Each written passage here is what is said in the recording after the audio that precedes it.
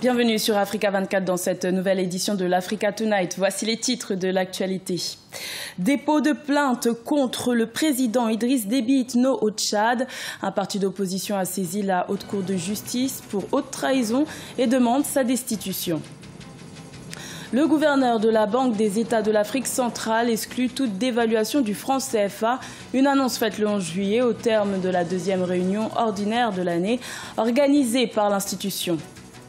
Le vieux Caire fait peau neuve en Égypte. Le ministre des Antiquités a procédé le 9 juillet à l'inauguration de 3 monuments historiques restaurés. Les détails dans cette édition.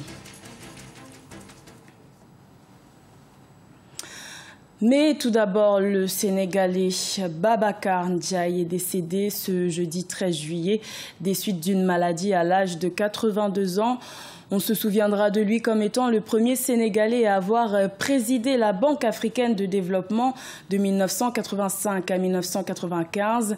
Grand banquier reconnu dans le monde de la finance internationale, il a joué un rôle prépondérant dans la mise en œuvre des chantiers de l'émergence économique du continent africain.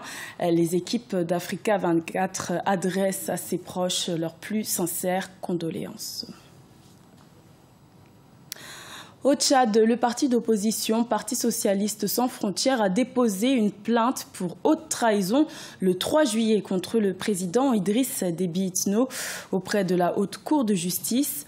Cette plainte concerne des propos tenus par le chef de l'État lors d'un entretien accordé à plusieurs médias dans lequel il aurait affirmé que la France aurait œuvré pour la révision de la Constitution en 2006. Pour la majorité au pouvoir, il s'agit d'un non-événement. Reportage de notre correspondant Mahamat Ramadan, commenté par Ibrahima Djoumaba. Au Tchad, un parti politique de l'opposition a porté plainte en justice contre le président Idriss Déby Itno pour haute trahison. Selon le Parti socialiste sans frontières, le chef de l'État tchadien a avoué dans un entretien accordé à des médias occidentaux que c'est la France qui a œuvré pour la révision de la Constitution en 2006. Ce qui serait, selon l'opposition, une violation de l'article 60 de la loi fondamentale qui stipule que le chef de l'État veille au respect de la Constitution.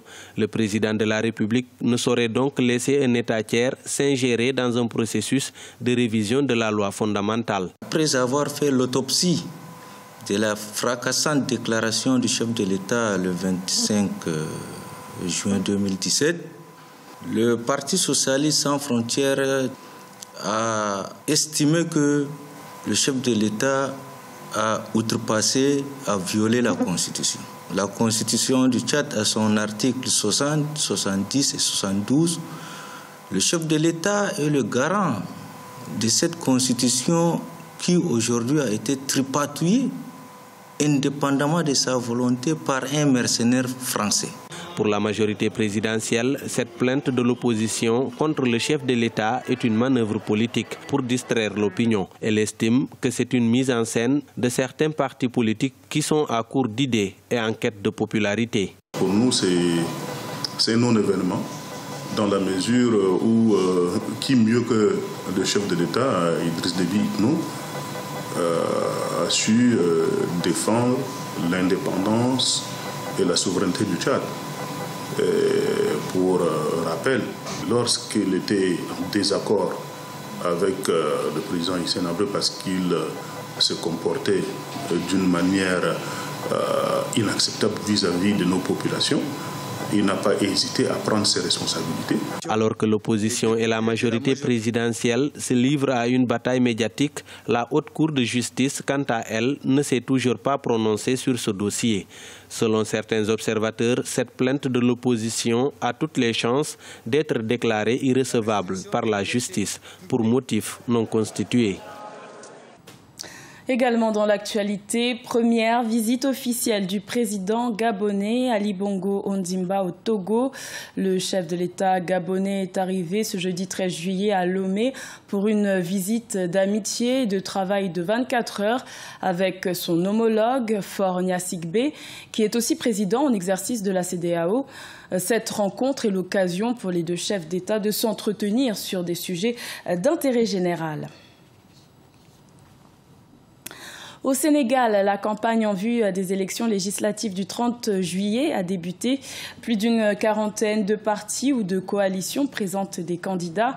Derrière ce scrutin se cache un véritable enjeu pour la présidentielle de 2019. Et chaque parti tente de tirer son épingle du jeu, comme le candidat de l'Union citoyenne, Buntbi.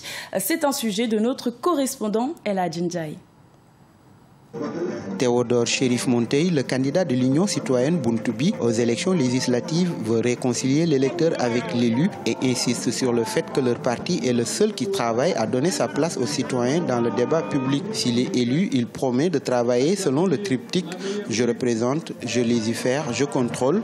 Vu son parcours, Théodore Chérif Montey, ingénieur chimiste de formation, pense avoir le maximum de suffrages au soir du 30 juillet prochain. Mais il fera face à des poids lourds comme la coalition Benno Bokk Yakaar, Manko Taxawu Sénégal ou encore Wattu Sénégal. J'ai l'habitude de dire que quand on dit qu'un politicien au Sénégal est très connu, je demande qu'est-ce qu'il a fait. La seule chose qu'on puisse lui reconnaître, c'est d'avoir volé l'argent des Sénégalais. Ces grands balourds dont vous parlez, c'est des machines qui fonctionnent au fric. Mais ce fric, tout le monde sait d'où est-ce qu'il vient. Il vient des caisses de l'État. Il n'y a aucun parti politique qui, sans avoir gouverné, peut se permettre de rassembler des gens et de leur donner 2000 francs, 3000 francs, un sandwich, un t-shirt, les faire monter dans des cars, des Ndiagandiaï pour les amener dans des meetings. L'Union citoyenne n'est pas dans cette démarche. Nous sommes dans une démarche d'engagement citoyen. Nous allons vers les citoyens, vers les Sénégalais. Nous leur parlons, nous leur ouvrons notre cœur. Nous essayons de leur faire comprendre que ce pays nous appartient. De l'autre côté, la coalition Manko Taxawu Sénégal que dirige Khalifa Sall, maire de Dakar, a tenu ce mardi son premier meeting officiel dans leur nouveau directoire de campagne sans sa tête de liste emprisonnée. Nous avons la chance d'avoir comme leader Khalifa Ababacar Sall, maire de la ville de Dakar, qui a un bilan qui est dans le cœur des Sénégalais. Je ne parle même pas des Dakarois, mais Dieu a fait que Khalifa Sall est dans le cœur de tous les Sénégalais, de la majorité des Sénégalais. C'est la raison pour laquelle il est en prison. Parce que tout simplement, le pouvoir ne veut pas voir Khalifa Sall sur le terrain. Mais Inch'Allah, il y a 1 million de Khalifa Sall d'or qui peuvent le défendre, qui peuvent parler aux populations. Et Inch'Allah, avec l'aide de Dieu, nous allons remporter ces élections ici à Dakar. Pour l'affaire Khalifa Sall, la Cour ne rendra pas de décision avant le 20 juillet. Il semble de plus en plus probable que le candidat Khalifa Sall battra campagne en prison. Il n'y aura pas de dévaluation du franc CFA en zone CEMAC. C'est l'affirmation faite le 11 juillet par le gouverneur de la Banque des États de l'Afrique centrale. Ce dernier a mis fin aux rumeurs qui circulaient depuis plusieurs mois. Pour lui, la situation économique et financière de la CEMAC serait bien différente aujourd'hui de celle d'avant la précédente dévaluation en 1994. Deogracias Podo.